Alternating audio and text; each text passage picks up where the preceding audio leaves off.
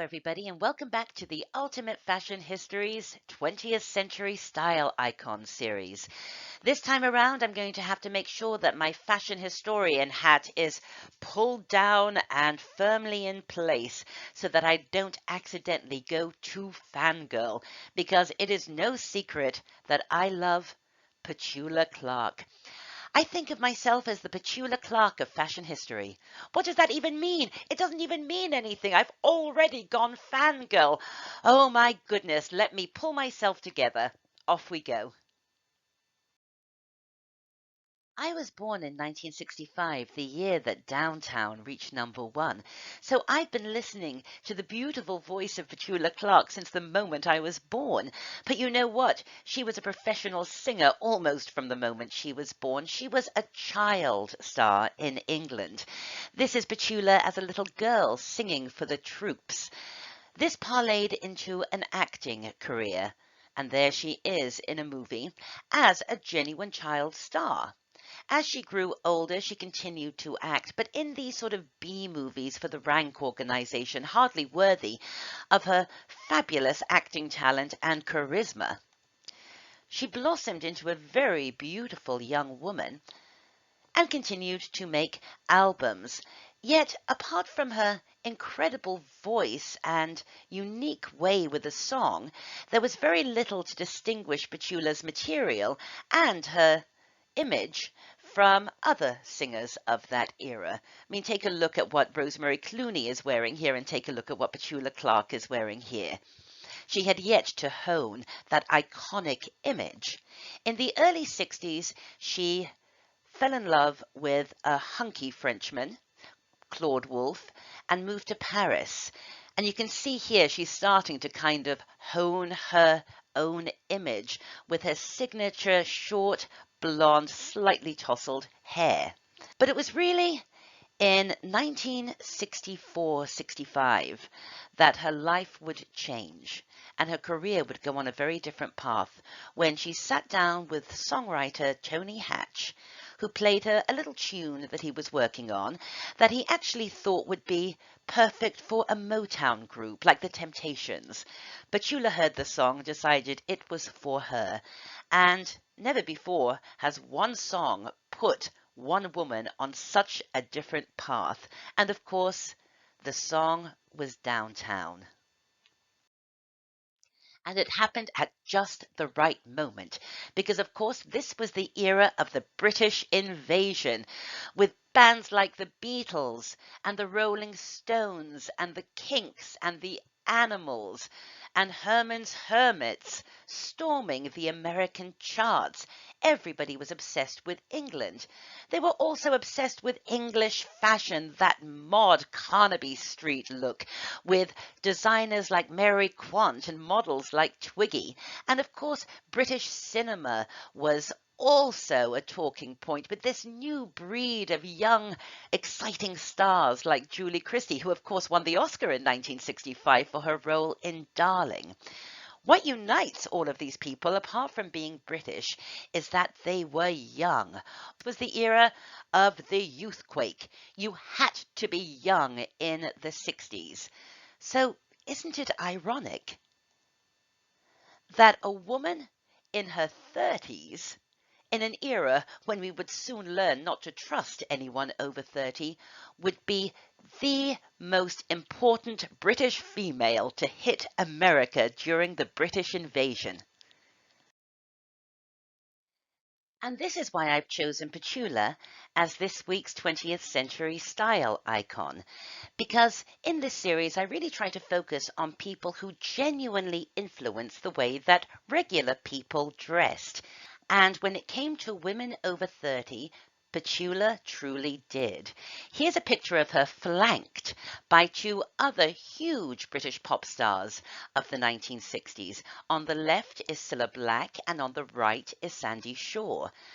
These girls were fabulously talented. They both had incredible voices and they were both incredibly young. Of course, you had to be young in the 60s.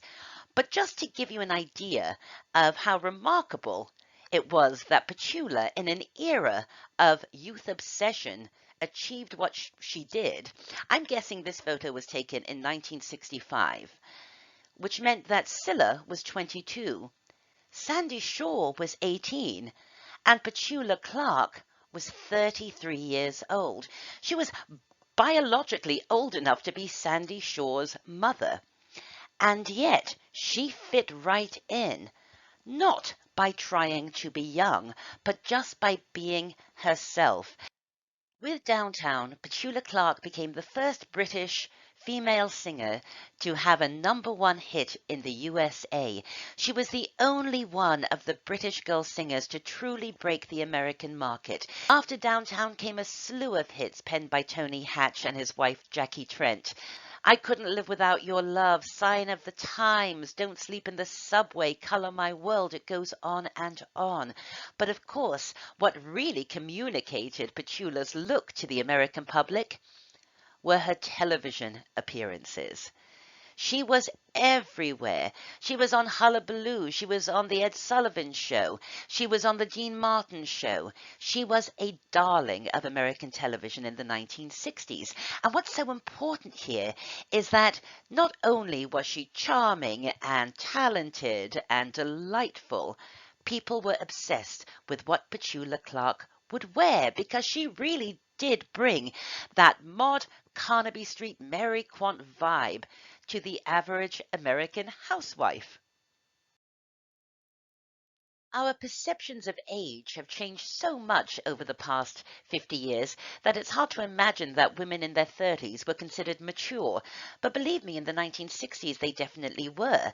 And of course, American women over 30 were very aware of this new exciting wave of fashion coming out of Europe. But despite Deanna Vreeland's efforts to get every American woman into miniskirts, the average American woman over 30 really believed the miniskirt was the domain of high fashion, or it was just for young girls or people in London. This is how a woman over 30 was supposed to dress in 1964, very much still tied up with the new look, with little gloves and matching shoes and handbags. And even though more mature women may have looked at the miniskirt and thought, yes, I love it, they would then think, well, how can I possibly wear it? I'm in my 30s. How can I look ladylike and grown up and demure while wearing a mini dress?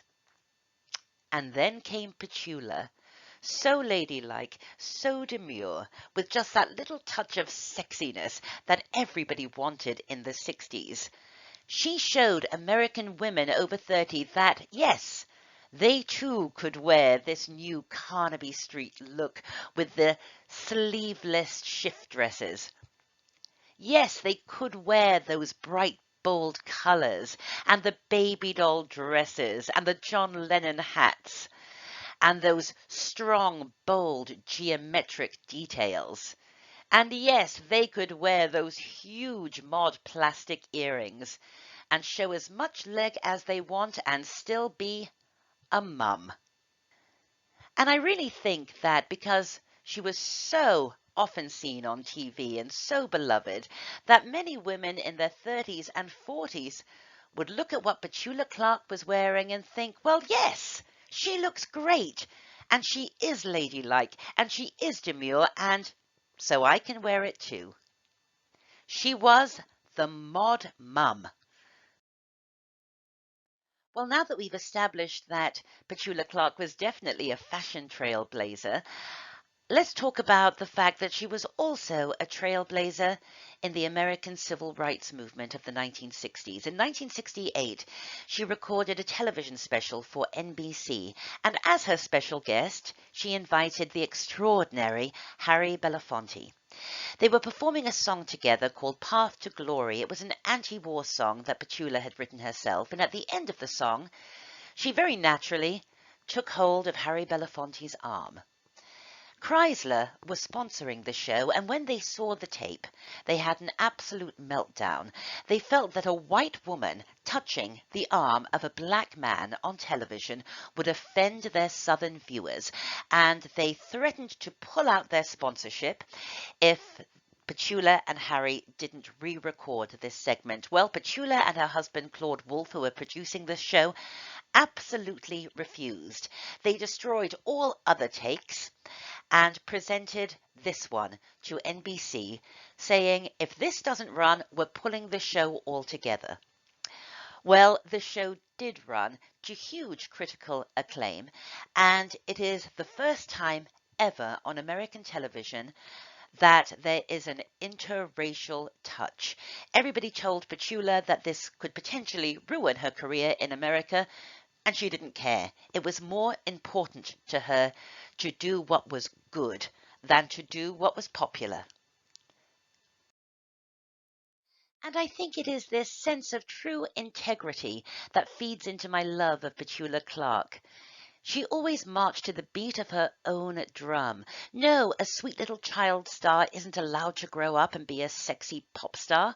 Yes, they are, said Petula. No, a woman over 30 can't wear a miniskirt, and then came Petula. No, a white woman isn't allowed to touch the arm of a black man on American television. Petula Clark said, yes, they are, yes, I will, and screw you. And this sense of self really was what gave her this unique, iconic style. Remember, Petula came along in the 60s with this incredible, iconic look at a time before every pop star had a stylist. This was all her own creation. And she's still creating and still looks as stylish as ever. I'm recording this in February 2017. Petula Clark is about 85, still very much with us, and has just released a new album. A couple of years ago, I had the incredible privilege of seeing Petula Clark perform live in New York with the Gay Men's Chorus. I went with my dad. We are both lifelong fans of Petula Clark, and it's safe to say we made fools of ourselves. We left flowers at the stage door for her. I openly cried throughout her performance. My only regret about Petula Clark's career is that she didn't make more movies, because if you've ever seen her in by Mr. Chips, you'll see that she really was a remarkable actress as well. She continues to work, and I love this quote from Pet. The whole obsession with age is something I don't understand. Doing your job well is what matters. I very much doubt Petula Clark subscribes to the Ultimate Fashion History, but should she ever, by chance, happen upon this video, thank you, Miss Clark. You colored my world with music from the day I was born. If any of you have suggestions for more 20th century style icons, you can contact me through my website, amandahalley.com. Join our Facebook group. We have loads of fun over there. I'm back every Wednesday and Saturday with new episodes on the Ultimate Fashion History, so just click the little circle to subscribe, and thanks for watching.